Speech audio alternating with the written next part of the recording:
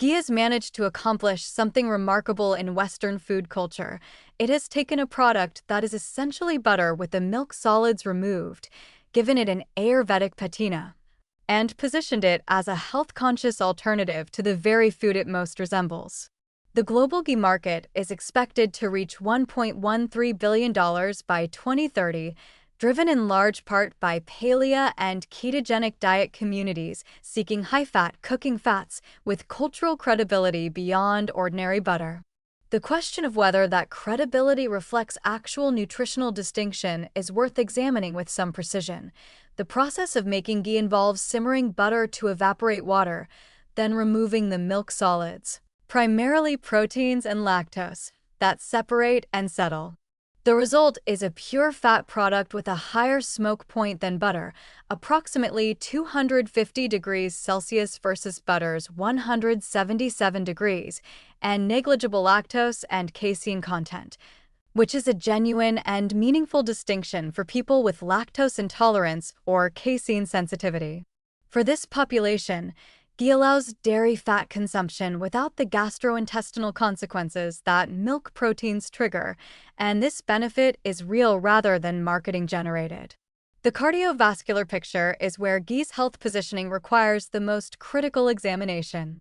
Ghee is approximately 60 to 70% saturated fat, comparable to butter, which sits at around 63%.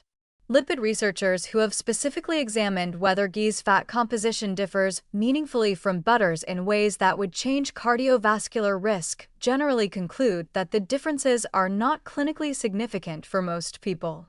The fatty acid profiles are very similar. The argument that ghee's butyrate content, a short-chain fatty acid produced during butter clarification, provides metabolic or gut health benefits exists in the research literature. But the amounts present in a tablespoon of ghee are modest compared to what the colon generates from dietary fiber fermentation.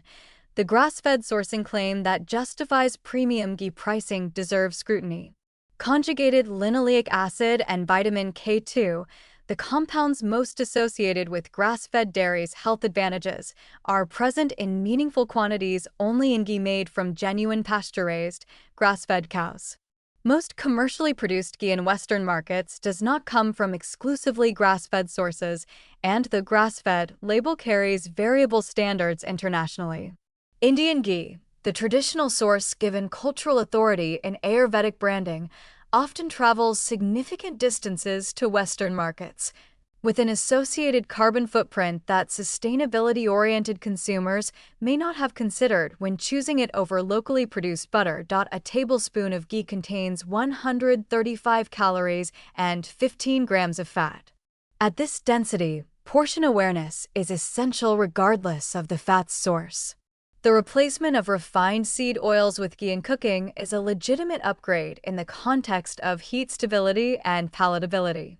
The idea that ghee is a health food that should be consumed liberally because of its ancient credentials is a different claim that the cardiovascular evidence does not comfortably support for people with existing heart disease risk.